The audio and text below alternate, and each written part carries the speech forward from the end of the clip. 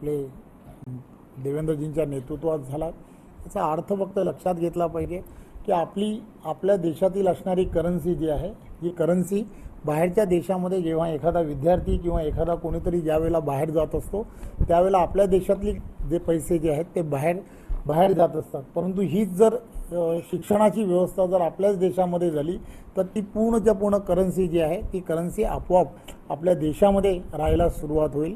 एक दूरदृष्टी असणारा नेता कसा असतो हे देवेंद्रजींनी या त्यांच्या विविध कामांमुळे आपल्याला लक्षात आणून दिलेलं आहे। सौर अपारंपरिक ऊर्जेच्या बाबतीमध्ये आपण सर्वांना पाहित असेल की ज्यांनी एखादे विजेचं उत्पादन करण्यासाठी जेवढा खर्च येत असतो त्यापेक्षा विजेची बचत केल्यानंतर त्याच्यामध्ये आपल्याला फार मोठ्या प्रमाणामध्ये फायदा होऊ शकतो। आणि एखादी इन्व्हेस्टमेंट जर आपण पूर्णच्या पूर्ण जर नैसर्गिकरित्या जर केली आणि त्याचा दूरगामी जर फायदा होणार असेल तर त्यासाठी आपण काम करायला हवं। आणि म्हणून येणाऱ्या काळामध्ये त्यांनी केलेला हा ऐतिहासिक जो निर्णय होता त्या ऐतिहासिक निर्णयामुळे अपारंपरिक ऊर्जेला सर्वात जास्त महत्त्व हे महाराष्ट्रात दिल्यामुळे आपल्याला लक्षात येत आहे की पूर्ण देशभरामध्ये असं कुठेच झालं नाही किंवा कुठे होत नाही की विजेचा दर जो आहे विजेचा दर हा कमी होणं हे गेल्या 25 वर्षामध्ये कधीच झालं नाही। विजेचा दर वाढत्या आपल्याला सर्वांना दिसला परंतु जो कमी झाला याचं कारणच एक आहे की देवेंद्र फडणवीसजी यांची असणारी दूरदृष्टी आहे असं या निमित्ताने मला सांगावं असं वाटतं। राज्य शासन असेल किंवा CBSE बोर्ड्स असतील किंवा ह्या सगळ्या ज्या आपलं असणारे शालेय शिक्षण आहे या शालेय शिक्षणामध्ये छत्रपती शिवाजी महाराजांचा असणारा जो इतिहास आहे तो इतिहास त्यामध्ये प्रामुख्याने शिकवला गेला पाहिजे। या दृष्टिकोनातून पाऊल हे या पूर्णच्या पूर्ण 1 वर्षामध्ये सातत्याने घेण्याचं काम झालं। मोठमोठ्या शहरांमध्ये क्रीडा संकुले तयार झाली पाहिजेत या दृष्टिकोनातला सुद्धा विचार केला गेला आहे। खेलो इंडियाच्या माध्यमातून देशभरामध्ये खेळाडूंना एक वेगळ्या पद्धतीचं मदत ही केंद्रातल्या सरकारच्या माध्यमातून होते परंतु राज्यामध्ये सुद्धा एक खेळासाठी इन्फ्रास्ट्रक्चर तयार झालं पाहिजे या दृष्टिकोनातला प्रयत्न हा देवेंद्रजींच्या नेतृत्वातल्या या सरकारच्या माध्यमातून केला गेला।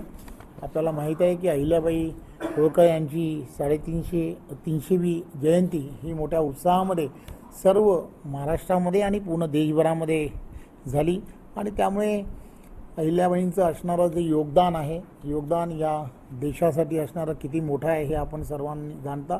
आणि त्या दृष्टिकोनातून जवळजवळ 5,500 कोटीपेक्षा जास्त त्यांच्या तीर्थक्षेत्र जी आहेत त्यांनी ज्या ठिकाणी वेगवेगळ्या पद्धतीने कामाला केली किंवा ज्या मंदिरांचा जीर्णोद्धार केला ज्या ठिकाणी विहिरी बांधल्या किंवा जे त्यांनी त्यावेळच्या काळामध्ये केलेलं काम होतं त्या सर्व भागांमध्ये त्या विशेष असा निधी देण्याचं काम हे या सरकारच्या माध्यमातून केलं गेलं आहे। त्याच माध्यमातून जवळजवळ अहिल्याबाई होळकर यांच्या नावाने महिलांसाठी स्टार्टअप तयार करण्याचा सुद्धा संकल्प हा आपल्या सरकारच्या माध्यमातून करण्यात आलेला आहे।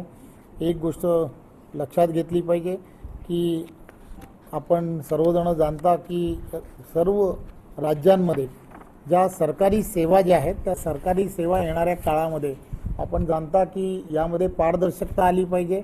या दृष्टिकोनातून देवेंद्रजी जेव्हा 2014 पासून 2000 या आजपर्यंत सातत्याने त्याचा प्रयत्न करत आहेत आणि त्या सर्व गोष्टींमध्ये तहसीलदार कार्यालय असेल किंवा सरकारी जेवढी कार्यालय आहेत की ज्या ठिकाणी दाखले दिले जातात किंवा या सगळ्या गोष्टींमध्ये विलंब जो केला जातो आज आपल्याला माहिती आहे की हे पूर्णच्या पूर्ण महाराष्ट्र किंवा देशामध्ये सर्व ठिकाणी डिजिटलायझेशन मोठ्या प्रमाणात झालेलं आहे।